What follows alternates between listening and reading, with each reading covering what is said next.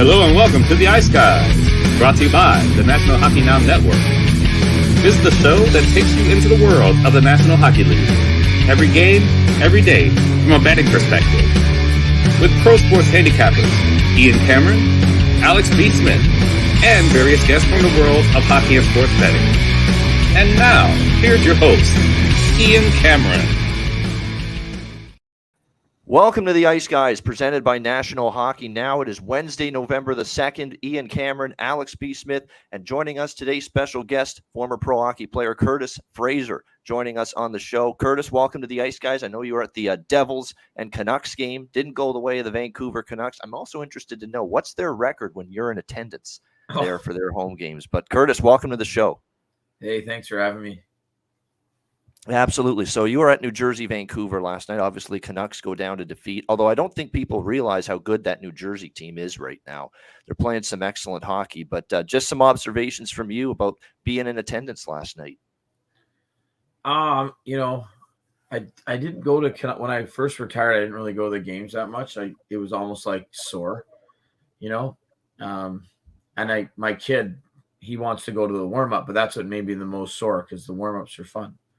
Right. But now I've been starting to go more, and then he keeps asking me. So it's like, you can't not take him. But last night, a buddy took me to New Jersey. I hadn't been in I hadn't been in a game in a while.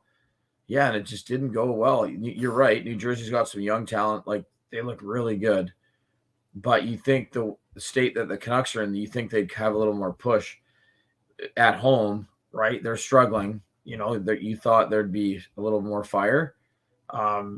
But yeah, it just didn't happen. They had this power play, and I remember watching it, and I told one of my guys I coach with to clip that for me, because it was like a set play off the draw, and it might not have been a set play, but it probably was. And we were just standing there, and I'm just like, okay, this is not going to be good. It was like the tail of the tape. You could see the future, and next thing you know, it was like 4-0. So yeah, it wasn't good, Ian, but thanks for asking. Well, that's all right. There's always the next time. Always the next time you go to a Canucks game. I like what you said before we started the show here, that once it got to 4-0, it's like, oh, that's enough of this shit. Peace out. We're out of here. We're going to the bar. We went up to the sports bar there attached to the rink, and that was it. Nice. Yeah. No, absolutely. So, but again, New Jersey playing some good hockey. So, Curtis, you played a lot of years in pro hockey. Tell us about the Curtis Fraser pro hockey journey. The journey, it's a rough one, man. It's rough, but great. I always tell people, it's like when you're a player, like, who can eat the most shit sandwiches and keep on going, right? It's a war of attrition when you're getting to that spot. It's not about who the best is, or, because everyone at that level is good. It's who puts the most work in, and who does the extra, and, and who continues to push out after somebody says no, and that's what I kind of tell the kids is, just keep on going and keep on going. You better love it, because if you don't love it, you won't be able to eat those shit sandwiches, right? So, for me, it was, a bit of a slow burn. Like, I wasn't that kid that, I was a smaller kid, late bloomer, I guess you would say. And I just kept on going, and, looking for that yes. And somebody said yes, and I would keep going. I had to earn every contract I got. I never got a contract out the gate. I had to go to camp on a PTO, and I had to earn an NHL contract, and that was just my story. I wasn't good enough to get one handed to me. So, I'm one of those guys that truly worked to stay there for as long as I did. Exactly. And you had to basically, like you said, battle to get every opportunity that you ended up getting. You played, of course, AHL for a few years, ECHL for a few years, went overseas, played a couple of years over in Europe. And now you're into coaching. Is that correct? Yeah. So I'm doing, basically trying to give back to the game a bit. And I didn't think I'd be doing that if you asked me, like, right when I retired. But it just kind of happened organically, and I kind of fell into it just because my son was starting. So, like, I guess I retired and my son was starting H1, so first year of hockey. And I just kind of got into the hockey world and, started doing that, and it just started just growing and growing and growing. And, and here we are now. I got, probably 9 coaches that work with me, and, we're we're really trying to do the right thing with developmentally with kids. That's awesome. And it's like we say, we've had many guests play the game, and now that they're retired and they're not playing, they're doing something to further the game for the next generations to come, whether it's coaching, instructionals, that kind of thing, academies, hockey academies. There's a bunch of former players we've talked to on this show as guests that are in that mold. Before we get into an NHL discussion with our guest here, Curtis, we do always, with the first time we have a guest joining us that played the game, we like to bring out the vault, the highlight reel, if you will, and something from the past that may be taking our guest by surprise. But, it's funny. You mentioned you had to fight for everything you got. Sounds like our guest last week, Jay Rosehill, the same situation where, basically. Rosie. Tough customer. Yeah. What was that? I said I played against Rosie. He's a tough customer. He sure is. He sure is. And we actually put some of his fights on display. And we got one of yours, Curtis, that we found here that we're going to show here on the, if you're watching at least on the on the YouTube edition of the Ice Guys, you'll be able to see this. But this was from one of your ECHL Tillies here against Simon Ferguson from 2011. Yeah, Fergie. He was bugging me. 11 years ago. I got a story about that one. Okay. After, I'll tell you after. All right, let's roll it. Okay. Fraser up ahead for Nunn. Gary Nunn comes over the blue line. Behind the play, we got a fight, and it's Ferguson and Fraser. Fraser dropping the gloves, has the jersey over Ferguson's head, throwing uppercuts, now delivering rights to the head of Ferguson, and takes him down to the ice. I love those minor league announcers that call fights. They get into it, man.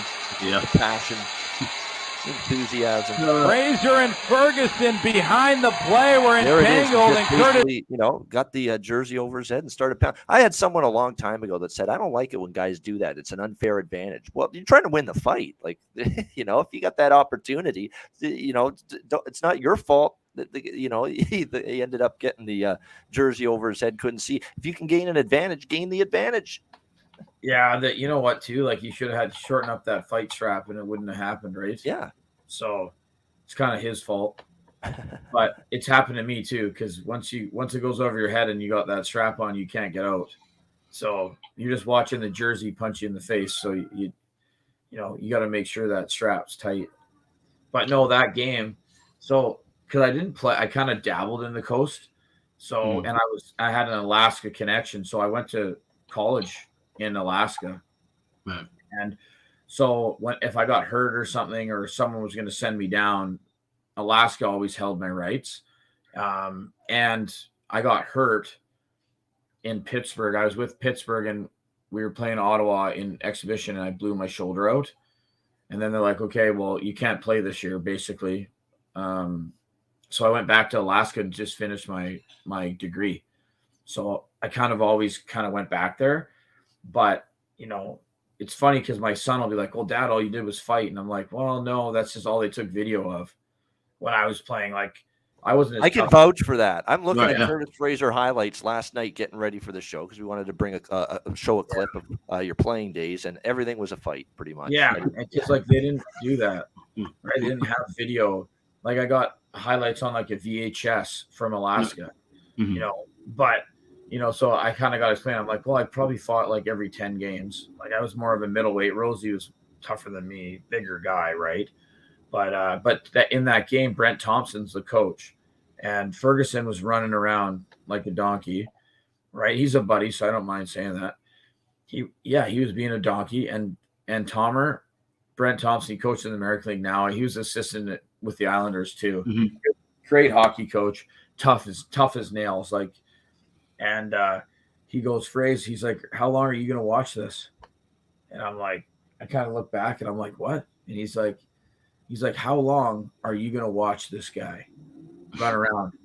Right. And I'm like, basically, go handle it, go have a chat. And if it doesn't go well, then you know where that's going to go. Right. So I didn't even have a chat. I just jumped over the boards and nothing like a little persuasion. He came near me. He was getting it. right? But that's the kind of stuff you miss, like the stories, right? Sure. Yeah. But if you ask me for a highlight reel, I had one from Austria, and it had all the goals I had from the season, Mhm. and that's not on the internet. So like all these kids that look me up just think I'm a scrapper. No, I mean, it was, looking at the stats, like I said, yeah, you had 2 seasons in Austria, total of 33 goals. So, like I said, you were no slouch. You held your own for sure. But one question I wanted to ask you is about, like I said, you played 4 years at Alaska for college, played a couple of years with the Aces in the Coast. How was that, like, travel? Because, obviously, you're in a completely different time zone. And I know there's a lot of times where I know, especially in the Coast, those teams would come play you guys. They play 3 games in a row so they can get you guys out of the way from a travel perspective and then get back. But then you guys would be on the mainland for a while. Like just kind of describe how that was, and especially from the transition of playing college in Alaska to pro in Alaska. I'm sure that was a probably different thing too with the travel kind of setup. Yeah, like the travel wasn't good, but to be honest, like I got used to it. So like I remember the first year. So Alaska in the winter is dark, like very dark. So like it'll be dark at 4 o'clock, 3 o'clock. Like you wake up in the morning, you're going to school at 8, and it's night. Holy shit! I thought it was bad here with the darkness. No, it's worse there. It is night. So like 8 in the morning, it's night. Like stars and the northern lights are going across the sky. Like, but you kind of get used to it, and if you played on Friday, it's 4-hour difference, right? Because like for like if you're going to Chicago, so we'd always fly to Chicago or Detroit from Fairbanks, and lots of times we'd take the night flight. So if it was like Wednesday at 10 o'clock at night, we would fly through the night to Chicago, right? And then we'd be there on Thursday. We'd go to practice, which was hell on wheels. Like when but they just wanted to get the crap out of your legs and just get you on the ice, and then they send you back. But you can't go to bed because if you do, you're going to be up all night. So you just fighting it on Thursday to go to bed at 10 o'clock, doing anything you can to stay up. And then at 10 o'clock the next day, by Friday, you got it figured out. And if we were in Michigan or Wisconsin or North Dakota, wherever we were, by Friday you had it sorted. But yeah, and then pro, we would just do longer trips because we didn't have school. So in college, it was basically like you were there for a week and you were gone for a week. Okay. And in pro, you're gone for 2 weeks, home for 2 weeks. So you just kind of go, kind of go longer. When I played in San Antonio, my first year pro, they have a big rodeo there. Oh yeah, of course. Yeah, they have a big rodeo, and you'd go on like a 3-week road trip. Yep. Right. So you wouldn't have a home game for 3 weeks. Like it was crazy, but you kind of just get used to it, man. Yeah, the travel, the time changes. That's why I had people saying, "Oh, Ian, you grew up a Sabre fan. Deep down inside, you still love the Sabres." And I had people saying, "Oh, don't make excuses, Ian, that they lost to Montreal last week at home." And like, what the hell do you want this team to do in that spot? And you verified it for us right here, Curtis, with the travel situations. I mean, if you think that's bullshit. If you think it was all just that they played bad, they played in Seattle.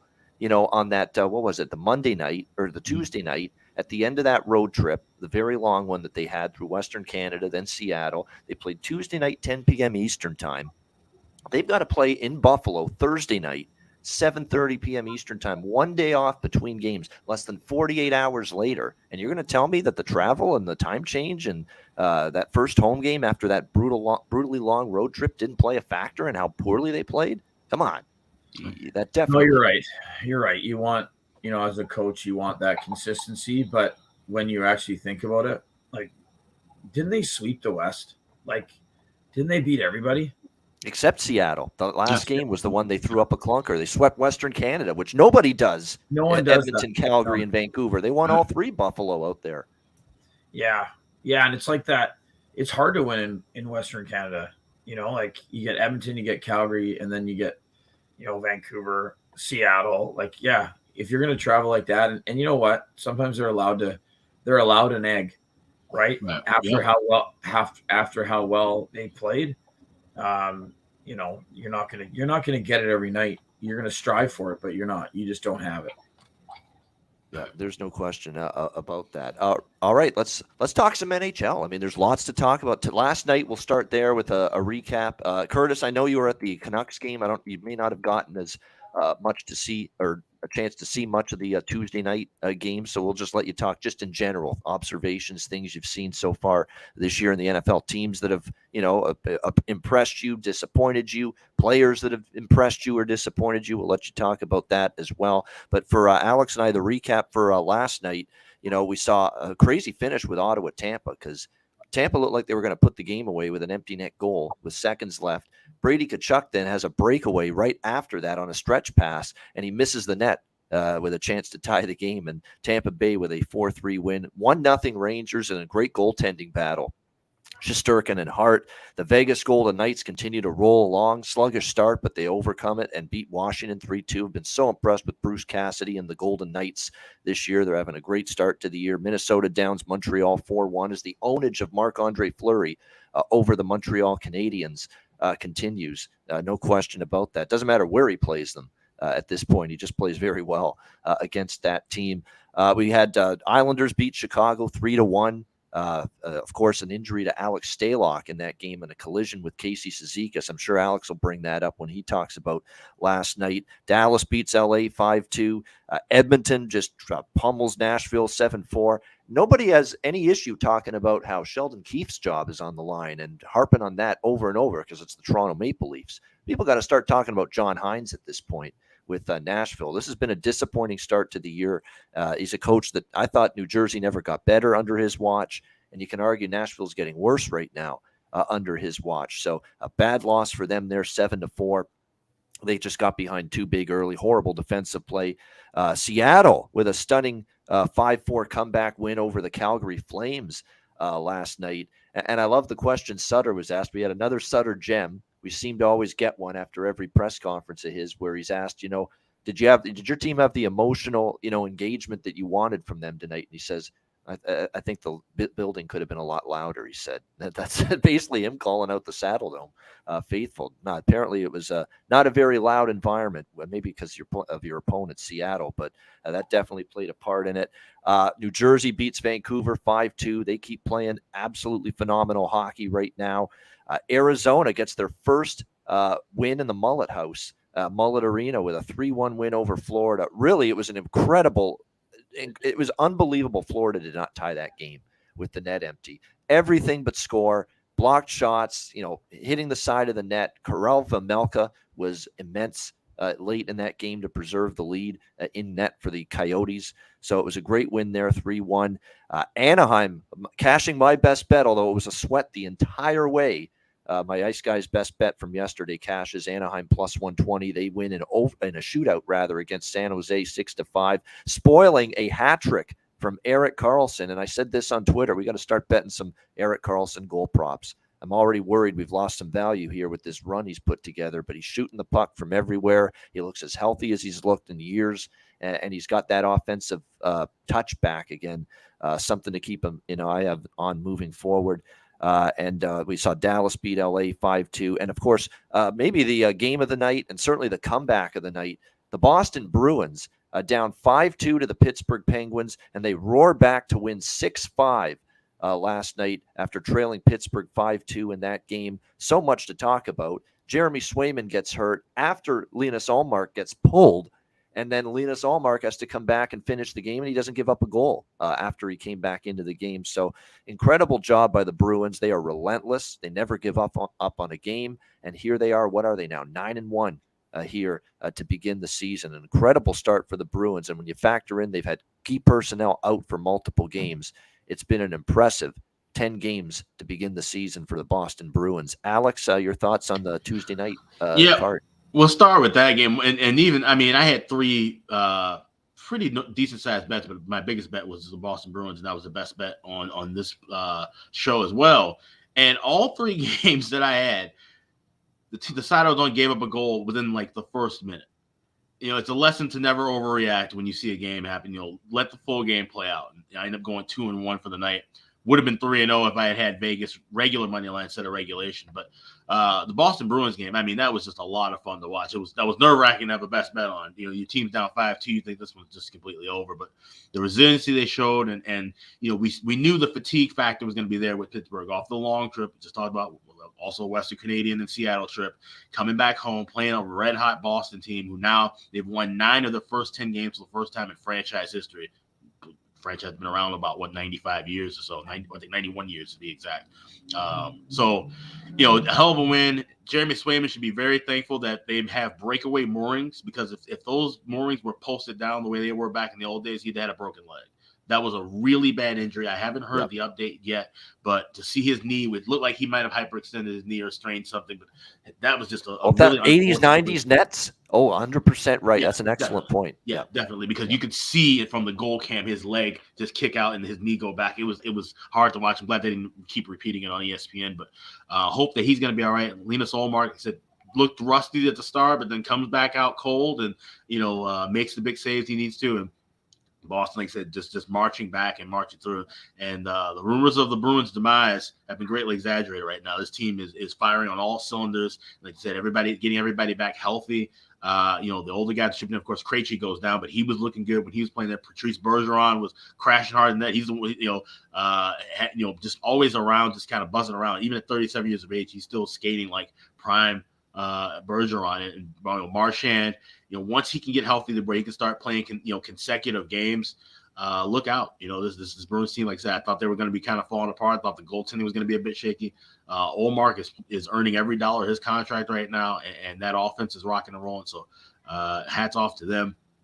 Philly and New York, an absolute snooze fest. And at first I wasn't going to play anything on this game. And then all of a sudden I said, you know what? This feels like it might be a draw. And I'm glad I went and did that. Plus 400, 1-0 in the shootout. So, you know, I mean, I guess high drama if you're a fan of defense for sure. But, you know, actually, it was overtime. Kreider scored in overtime. Was it overtime? It was overtime. Okay, so over OT. All right. But then again, everybody fell asleep, so they wouldn't have known. Right. I kept checking the scores. I'm like, okay, there's no score. And I'm thinking, like, is this not refreshing or no? There's just nothing had happened. So, you know, I guess hopefully maybe does that mean Philly will be a bit rested for tonight's game against Toronto? They didn't do much offensively. They had to just kind of work on the back end, but it remains to be seen. And of course, the Hawks and Islanders game, really unfortunate to see Alex Stalock, who, you know, kind of wonder where his head was at. You know, he'd been coming off of the long COVID issues and injury issues for his career, you know, kind of just playing out the string of his career and having a great year. All of a sudden he gets hit, the dirty hit by Casey Zizekas. Zizekas got a 5-minute major, a game misconduct, and then thinking he's gonna get suspension, but we know how player safety works. They spin that wheel, and whatever the hell it lands on, they just give out whatever it is. And it landed on a $5,000 fine, which is the maximum allowed by the CBA. No game suspension. He'll be coming back for the next Owls game, and that's just unfortunate to see it. Hopefully, Stalock will be healthy in due time. He's in concussion protocol. The Hawks signed Dylan Wells, who was an AHL guy. He was mostly with the Edmonton organization for a couple years. Played with the Wolves. Played with Rockford. His numbers aren't that good. So you got Soderblom and Wells as your tandem. Yeah. Now might be the time where we see that old tank fire up the engine again for the Hawks. It may be rough tread ahead with those two guys in there. Yeah, Tank Nation is on again with the Chicago Black. Yeah, with Arvid Soderblom and Dylan Wells as your goaltenders move, because Mrazek's on IR. Right. There's no telling how long Alex Stalock is going to be out now. For the Blackhawks. And look, those weren't that wasn't the Bernie Perrant Grant Fuhr combination by any stretch of the imagination. Mrazek and Stalock, yeah. And Stalock, and now all of a sudden you've got probably lesser than that with Soderblom and Dylan Wells now. Yeah. So how are the puck's going to stay out of the net now if you're Chicago defensively? And you knew the moment that 5-minute power play came and went and they didn't capitalize on it, they were losing that hockey game. Yeah, definitely. And that's exactly what ended up happening against the Islanders last night. Curtis, you can talk about the Canucks game, anything last night, and just NHL in general, teams that have impressed you, disappointed you. What do you think? Well, last night I was a little bit out of touch, but, you know, with what Chicago's doing, you know, they lost last night. I didn't even know that because I was at the game, but I follow them a little bit just because I have a couple buddies over there. But, Chicago was doing better than I thought they were going to do, right? Vancouver's doing worse than I thought they were going to do, right? But, like, looking to tonight and talking about the Maple Leafs, and I know you you mentioned it too about Keith's job being on the line and all those things. I still find it really hard to bet against those guys because there's so many talents there. So like from my standpoint, I'm looking at, the Maple Leafs and people are chirping about them, but if they just put it together, that's a really good hockey team. If they can all find their roles and this is what you do for you know what I mean? Like there's just so many weapons that, you don't need that many weapons. So someone has to become, whatever it is, a passer, a puck mover, or something like that, because, someone else is going to score. I used to play with this guy, Kyle Greentree, and, he should still be in the NHL now. That guy is so good. And I grew up with him, but like when me and him played together, he was a better hockey player than me. So he had to get me the puck, not me get him the puck. And once we figured that out, that I had to be the trigger, he had to get me the puck, because if he reversed it, I couldn't get him the puck as much. Like I just wasn't as good as him, right? So I think with Toronto, they just got to figure out how to play together. You got to go to the apple farm, not me. That's what you got to tell them. Right. But sometimes it's hard for players to figure that out, right? And I think that's what Keith's hardest job is how to manage that. It's not about coaching. The guy's probably an unbelievable coach. It's about how do you get those guys to work together, right? Which has nothing to do with, it's like, managing relationships. It's not about what kind of coach you are or X's and O's. Like he has to manage those things. And, in general though, I think there's lots to talk about. And, like a 7-4 game against Nashville, like Edmonton, holy smokes. Like they're just, if they can play defense, like they're scary. If they just learn how to, not give up 4 goals, not give up 5 goals, because scoring is not their issue. And then you look at a Vancouver, you want to talk about someone's job on the line, right? Is our team had 0 expectations last year. Brudeau comes in and he built expectations with that run they put together at the end of the season. And, he built those expectations for people. Then we got better. We got some players to sign here, like a Kuzmenko and, a free agent signing that we competed for. He signs here. So now the fan base thinks we're better, maybe better than we actually are. And now his job's on the line. If that, especially after last night, you think that Vancouver would have had a push against New Jersey, and there was nothing of it, right? The only guy that really had anything showed some fire was Shen, right? That's right. Luke Shen got in a scrap last night. Yeah. Yeah, he showed something, right? If you're losing, give me something, right? Get on the score sheet somehow. So, that's all I got. And Horvat, the captain, he had a pretty good night. Other than that, it was pretty quiet. Yeah, and he always has a good night, it seems, right? Like he's a really good captain, leads by example, works hard. Nothing else is going right. He usually he's trying to drag him into the fight, right? And that's why he's the captain. He is. 2 goals, by the way, in back-to-back games for the captain of the Vancouver Canucks. Bo Horvat scored twice against Pittsburgh and twice last night. Got both of their goals last night in the loss against the New Jersey Devils. So we'll see if Vancouver can eventually turn it around. Let's get into Wednesday's slate. It's a mini slate. It's not a big one. It's only 2 games, and we will start with, oh my gosh, are the eyeballs of the hockey world going to be on Toronto tonight? Because the pressure is mounted. It was a embarrassing, let's call it, that's the word. I mean, you could say, Ian, you're being harsh again. It was embarrassing. You were expecting better than not winning anything against San Jose, Anaheim, and LA, that trio. And that's exactly what happened. Plus, they lost the Vegas game before that, but Vegas is really good. Philadelphia and Toronto, the Leafs minus 320, home favorites, 6.5 the total. Curtis, I'll ask you before we break this game down, are they as apathetic to the Leafs on the left coast as I think they are? Because I keep hearing from people that say when the Leaf fans are complaining or they talk the Leafs all the time, people in Vancouver, Calgary, Edmonton, those Western Canadian markets are like, shut the fuck up with shit about the Leafs all the time. I'm not interested. I turn a blind eye. It's almost like put something to block your hearing there. Just we don't want to hear it. We don't want to see it. We don't want to hear anything. It's Leaf overload. And I know there's a lot of people out there in Western Canada, Curtis, they don't appreciate it. Yeah. It's almost like, I don't know, man. It's like there's a lot of Leaf fans scattered throughout the world, obviously, because of the population of Ontario is so much bigger than out here. But yeah, we don't want to hear about it's even we don't like Vancouver. We don't want to hear about the Oilers, and we don't want to hear about the Maple Leafs. Calgary, okay, we don't really hate them as much as we hate the Oilers and we hate Toronto.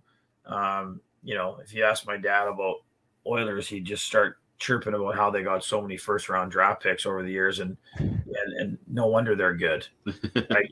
Vancouver didn't get that, right? But then you'd argue that we traded everything away and we just stopped paying Luongo. So, at the same time, you're right. We'd hate the Maple Leafs. But, with the weapons, it's a pretty nice like even Philadelphia's been playing well. They're 5-2-2 coming into tonight, right? But I still have a hard time going against the Maple Leafs because of how the West went. That didn't go well. They should be ready to play. Like, you know what I mean?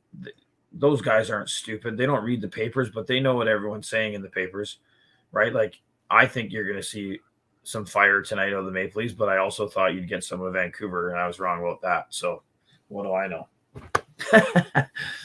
No, they should. Look, if you're the Leafs, they're talking about being ready from the opening puck drop, although I've heard this nonsense multiple times on that debacle of a road trip too, that we're going to be ready to go from the opening puck drop. But you couldn't have set this up. Actually, you know what? The one thing that's troublesome for the Leafs is they're back home off the long road trip. That's a tricky spot usually, but they get 2 days off. And that was the key. The schedule makers did a favor. Shocker, schedule makers do Toronto a solid. Can't do the same for Buffalo, though. Give them 2 days off after the road trip instead of one.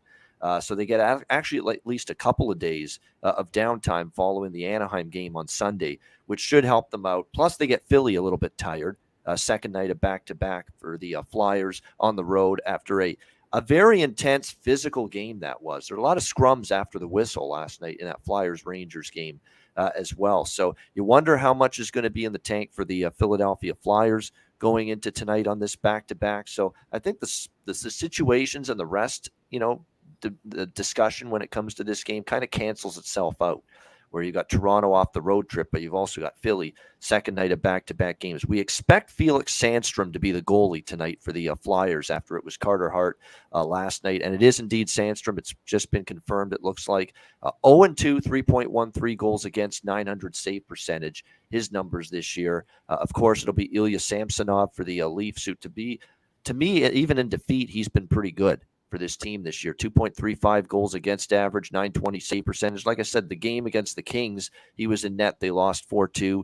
He's lost each of his last two starts, the Vegas game as well, but I thought he played very well in both games. The defense hung him out to dry. They didn't play well in front of Samsonov in either game, the Vegas game or the LA game, so you have to factor that in. I'm really not involved in this from a side or a totals perspective. This is going to be more of a prop game for me. And when you look at the props here for this game, for the Philadelphia Flyers, Scott Lawton's someone to keep an eye on because he's leading the team in expected goals this season, and he's had a bunch of chances, and his goal scorer prop number in this game tonight in many books is as high as plus 350, plus 360. I think it's pretty good value. He should be a guy. He's had chances, and he's leading the team, like I said, in expected goals coming into this game tonight. So I think there's maybe a little goal scorer prop value on him. Even someone like Wade Allison, believe it or not, too.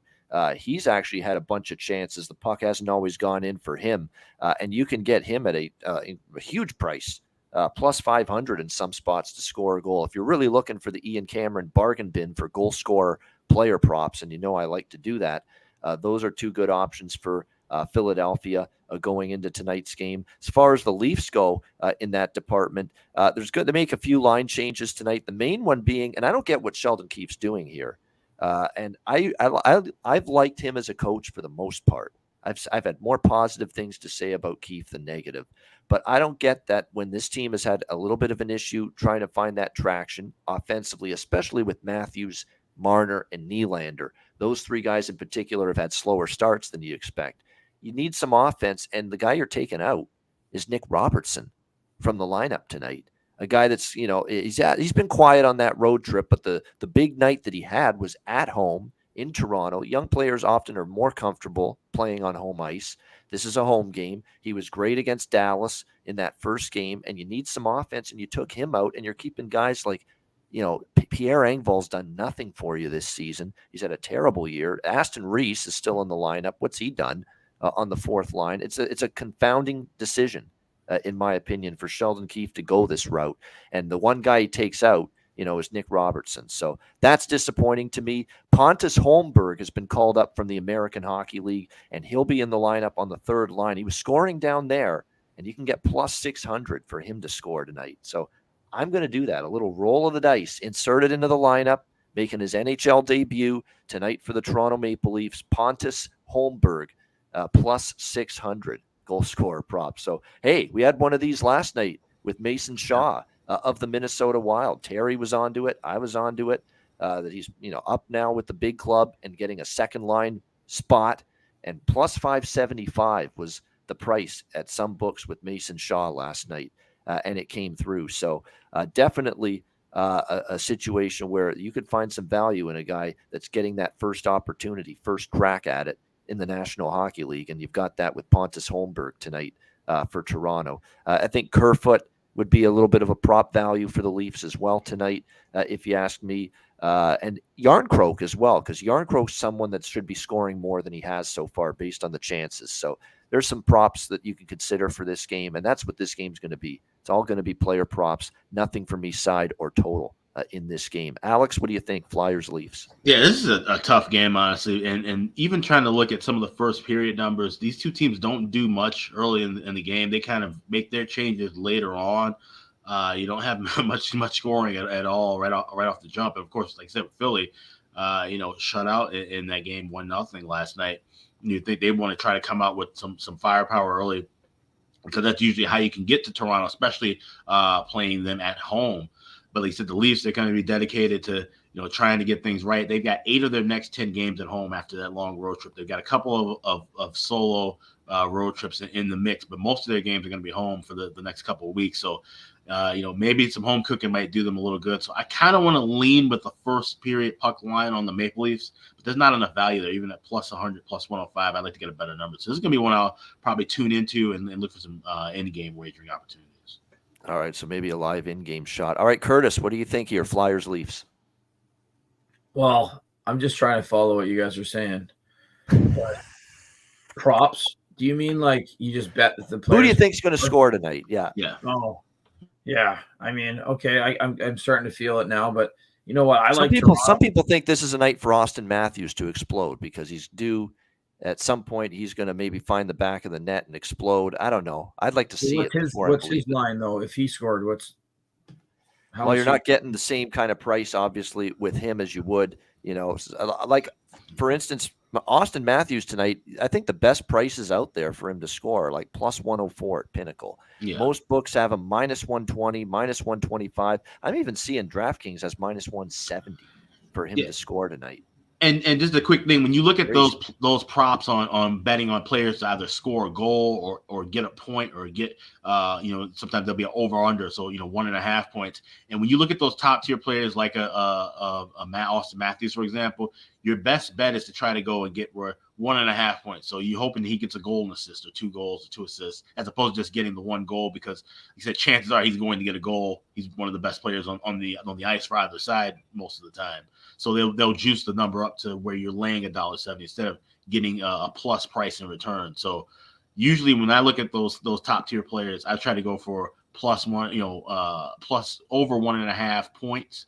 Or, you bet him to score 2 goals if you think, it's a team where he has a good edge. I know everybody was looking at Leon Draisaitl the other night, where he had 17 goals in 9 games against Nashville. Yep. And I think he ended up with a goal, and he had a point. So he had an assist as well, so 2 points. So that's the kind of way you can attack that. Yeah, over 1.5 points. Yeah, with like a superstar player, because you'll get better value. Yeah. Yeah, so I like Toronto. They're at home. You think they need a push? They had a bad road trip. I think Toronto will show up tonight. The guys and their effort will be there. Who knows what happens? It's hockey. You never know, but I like Toronto. You'd like to hope so, because it's going to be DEFCON 5 tonight in Leaf Nation if this goes the wrong way for the Toronto Maple Leafs tonight, because you're right. It's set up nicely for them. Philadelphia's had a surprising start, but you don't necessarily expect them to be great for the rest of the season. There's going to be a leveling off probably with Philadelphia at some point. That being said, they worked their asses off, this team, and it shouldn't be a surprise under Tortorella that they've improved defensively. That's what he demands. And keep in mind, they've had a ton of players out. So, there's that thought too that maybe Philly's not going anywhere. Maybe when they get Sean Couturier back, when they get Cam Atkinson back, when they get James Van Riemsdyk back, or as Don Cherry called him, James Van Beesbrook, when they get him back, they're going to be a better hockey team.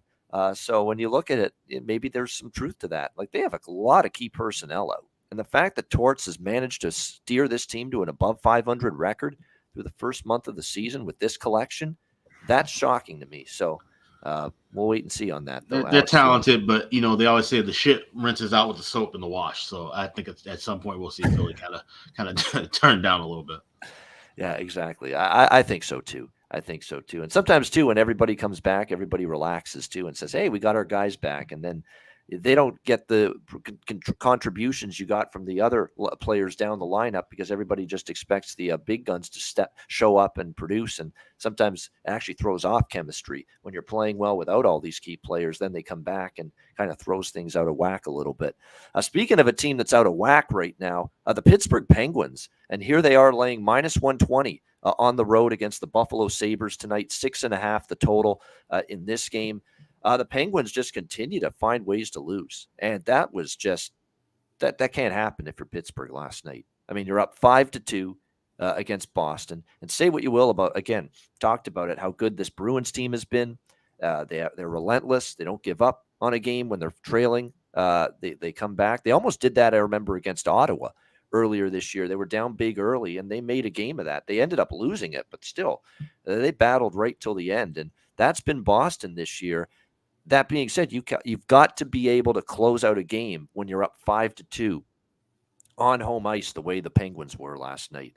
So it's an awful way to lose in that game. Mike Sullivan says we're learning the hard way right now. If we want to be the team we want to become, we can't beat ourselves. And yeah, that's basically him saying we're doing all the little things wrong right now. We're not clearing pucks out of the zone. We're being hemmed in. We're turning the puck over. Multiple Penguins. And I'm even seeing Crosby turn the puck over last night in that game when number 87, is doing that shit.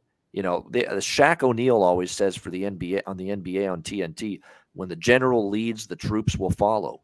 Well, if the general's leading by treating the puck like a hand grenade and turning it over, that's not good. For getting everybody else in line. So Penguins have issues. Jari has taken a fall and a decline in his play, I think, in recent games in net. That's a problem. Pittsburgh's turning the puck over. Their defensive play has really struggled. And offensively on that road trip, they were not lighting it up at all. They finally get 5 goals, and the offense comes to life.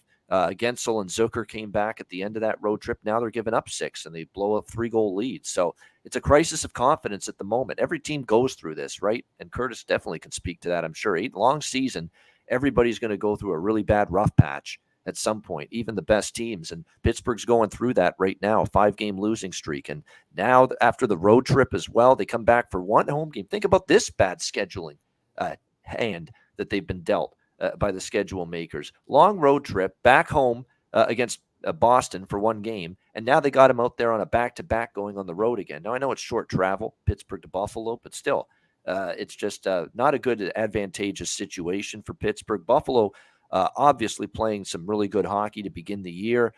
They have won the last 2 games on this homestand after the bad spot against Montreal. They bounced back to beat Chicago and Detroit 12-6 combined score in those 2 games. I like Buffalo here at a home underdog price. They've got momentum. Pittsburgh's reeling. I think at +100, +105. I'm looking at the Sabres. Eric Comrie is in net for them. He's had a solid start to the year, 3-3 for him coming into this game.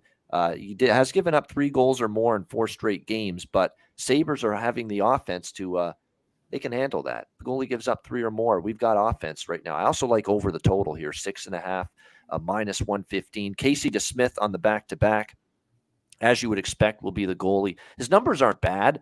2.97 goals against, 913 save percentage, but winless, 0-2 are the Pittsburgh Penguins in his start. So I like Buffalo here and this game to also go over the total. And as far as props go in this game, there's a few that stand out to me when I look at it. From the Pittsburgh side of it, if you're going to look at someone right now, it's probably Ricard Raquel. He's been very solid. There are a lot of props I like on the Buffalo side tonight. And we know Tage Thompson had the 6 points, 3 goals, 3 assists against Detroit. But Dahlin is always a threat to score right now from the blue line for this Sabres team. And you can once again get him at great prices to find the back of the net, somewhere in the range of plus 370, which is an absolutely outstanding price. And his expected goals numbers are good. Same with Dylan Cousins. Dylan Cousins for the year, you look at his expected goals numbers, they're standing right now at 3.43. He's actually leading the team in expected goals at 5-on-5 even strength, Dylan Cousins. So he has been around the front of the net. I think the dam could burst for him at some point, and he finds even more offensive precision and ability to put the puck in. And he's plus 340 in some spots to score a goal. And I'm going to go back to the well tonight in this game as well with Kyle Okposo, who has been moved up to the top line for the Buffalo Sabres. Tage Thompson and Skinner got all the goals the other night on that top line. Those are his line mates. He didn't get any from Okposo against Detroit, but he was all over the puck. He had multiple assists in that game, and he did have 3 shots on goal and a couple of really good chances. He missed an open net on one of them, Kyle Okposo, and you can get as high as plus 425 for him to score a goal, and you can find that at DraftKings right now. He's on the top line with Skinner and with Thompson, and he's plus 425 to score a goal tonight. Kyle Okposo, that is outstanding value. I took it against Detroit. He had a bunch of chances. He only got 2 assists, no goal. But I think at some point he has the kind of offensive impact he had against Detroit. He's going to score a goal, and hopefully that's tonight for the Sabres. Alex, what do you think here, Pittsburgh, Buffalo? Yeah, this is a tough one from a side and total perspective in my eyes. Buffalo, I'd like to take them if they were a little bit higher of a dog. Even money sounds about right, especially except with the scheduling spot for Pittsburgh. Back-to-back off of a tough overtime game where they blew a lead and off of the road trip before that. So Pittsburgh's probably looking forward to having those couple of days off before they play after this one. So this could be one of those kind of sleepwalk mode games, or this could be one where they say, hey, we need to gear up and let's go into this couple of days of a break with a win. So I want to kind of feel it out, but I'm going to take a shot here with the regulation draw at plus 340. The last 2 meetings, actually the last 4 meetings, 2 of them have gone to OT. The other 2 that went to the end of the regulation were decided by 1 goal and low scoring games, 2-1 and 1-0.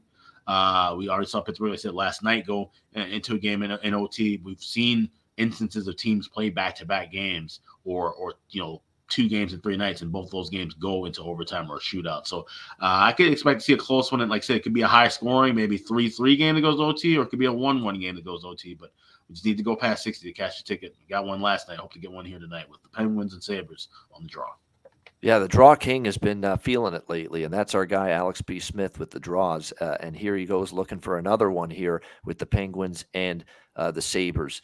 Pittsburgh was in this spot, I remember, during that road trip of theirs, where it was a back-to-back, struggling, needing a win. You'd expect urgency, desperation. You'd expect it tonight as well after blowing the game last night, but they played Seattle, and they still lost on the back-to-back after losing to Vancouver.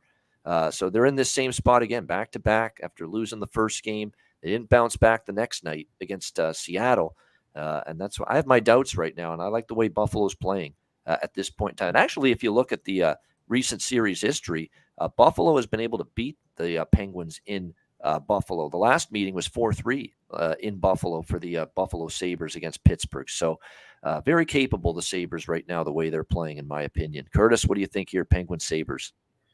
I don't know. I'm kind of not sure because Pittsburgh has a lot of I like Buffalo. I really do. I think it's their time. They're coming into their own. I think the next 5 years with Buffalo, they're going to be a team that we talk about a lot. Tage Thompson, that his dad is the one who was coaching me. That I was in that fight one when I was saying. Oh, really? Yeah, that's right. Yeah. He's got 2 boys, and they were running around the rink there, and Tomer's a big boy, but he's not the size of Tage. So that kid got some height from somewhere. But no, I love Buffalo. I like what they're doing. They've kind of had that slow that slow rebuild. And I think they're finally coming to their own. But then you look at Pittsburgh, there's a lot of experience over there. So, I find it hard to believe that Crosby and that room is not going to push back tonight, whether the travel, whether it's not. Like, you'd think they're going to come out fighting. So I'm kind of leaning with Alex. Like, it sounds like it's going to be a hockey game and it's going to be a tie going into OT. Or is that what you're saying, right? Yeah. So regulation draw. And the reason why we specify that because there's a 3-way line. So you can bet if the game ends in regulation for the Penguins or Sabres or a tie, which of course there's no tie. So it just means it goes to overtime. And the reason we specify is because there's also a yes/no prop where the game go to overtime. And if you pick yes, it's the same result, but you get paid out differently. You get more money actually on average. The line's higher and better with a regulation draw than it is yes on overtime. So it's kind of weird wording that the sportsbooks kind of try to trick you a little bit. Okay, cool. Yeah, so I'm kind of with that because I think it's going to be a hockey game. Buffalo's good, and I think Pittsburgh's going to come ready. So I think it's going to be a game. All right, I think so too. I think it'll be tight. I mean, it's not Buffalo's not going to romp. I just think they'll find a way at the end, and they actually have won it again. The last 2 times Pittsburgh's long term. Again, that's why you always have to take long term numbers with a grain of salt. Long term, Pittsburgh's owned Buffalo, but you actually look at the last couple recent meetings in Buffalo. The Sabres won both of them. 4-2 and 4-3. And they were huge underdogs in both. Remember, that was when Buffalo stunk at the time, and they still ended up beating Pittsburgh in each of the last 2 Buffalo home games against Pittsburgh. So I like the Sabres here. I like the over a little bit. I like a bunch of props in this game, too. Like I said, Okposo, Cousins, and Dahlin for Buffalo goal scorer props. For Pittsburgh, I'd probably look more toward the likes of, for value purposes, Ricard Raquel, Danton Heinen. I know Crosby and Malkin, you'd think on a night like this, Gensel, guys like that are going to show up, but you don't get as good of a price on their goal scorer prop as some of those other players. So I always like the extra value when it comes to the goal scorer prop market. And one more thing of note with that game too. Tonight we saw it last night. Actually, Curtis, at the Vancouver game, they were wearing the reverse retro jerseys that are going to drop officially in November. Tonight you're going to see that from both Pittsburgh and Buffalo. Buffalo going with the old goat head in white, blue, and yellow, and they're wearing all white, like everything, like their pads, their gloves, the pants, all white. So it's going to be kind of hard to look at them with the all white marshmallow man look, but that's what they're rocking tonight. Yeah, it is. I'm fascinated to see. And this is the TNT game. There's only 2 games tonight, and this is the only TNT game tonight. So usually TNT has a doubleheader Wednesday nights. This is the only game they've got tonight, Pittsburgh and Buffalo. So looking forward to seeing how it – and it's a rare chance for Sabres to be on national TV as well. So I'm sure that's another reason they'll be fired up. Speaking of TNT, we know one of the great members of their great studio show, by the way. They have great camaraderie, those guys. Liam McHugh, Anson Carter, Rick Tocchet, Paul Bissonnette, Biz Nasty. And I said this on Twitter last night because I was watching a little bit of the Coyotes postgame. There's Paul Bissonnette, Biz Nasty, still, after all these years, doing pregame and postgame coverage of all the local Arizona Coyotes television broadcasts. And I'm thinking to myself, this guy's a superstar now in media. All right, with Spittin' Chicklets, which has gone through the roof, him and the Wit Dog, Ryan Whitney. It's everybody that loves hockey pretty much listens to it and loves it. He's a star on that. He's on TNT, and he's pretty much the guy that, is the star of that panel as well, just because he's such a charismatic, funny guy and entertaining. He's doing TNT every week. He's doing Spittin' Chicklets. He's making, I'm sure, a shit ton of money doing both. He doesn't have to do an 82-game television, local TV schedule for the Arizona fucking Coyotes for a full season with a losing franchise. They haven't won in forever. And yet he commits to being a pregame and postgame analyst on their broadcasts all season long, even though they've been shit for years, even though they're a pimple on the ass of the National Hockey League, this Arizona Coyotes franchise. That's where they're at right now. But he played there. He loves that state. He loves that area. He loves that franchise. And he could easily say, screw off. I'm not doing this anymore. I've got my Spittin' Chicklets gig. I got my TNT gigs. I'm making good money. I don't need to deal with this crap and this team that keeps on losing every year. But he loves the team. He loves the area. And he's still there to do the local broadcasts on the Bally, Arizona. for the local broadcast pre and post game. So, and it's because he loves the team. He loves the team too much to leave and to quit. So I give him all the props in the world and all the respect for that. Yeah, definitely. Like I said, just to have that kind of energy and to take up your time with that, even looking at Olchek, to do the TNT games, and he was, doing all the Hawks games for a while, as many as he could, and now he's with Seattle. I mean, and he was battling through health issues as well. It's amazing what some of these announcers. We don't give them enough credit for the kind of work and miles they log in every year. Yeah, and Wayne Gretzky, of course, since he's been part of the TNTs, like he's really gotten comfortable, and he's a little bit more engaging. He's doing BetMGM commercials now with Connor McDavid. They're trying to, he actually didn't do a bad job of them.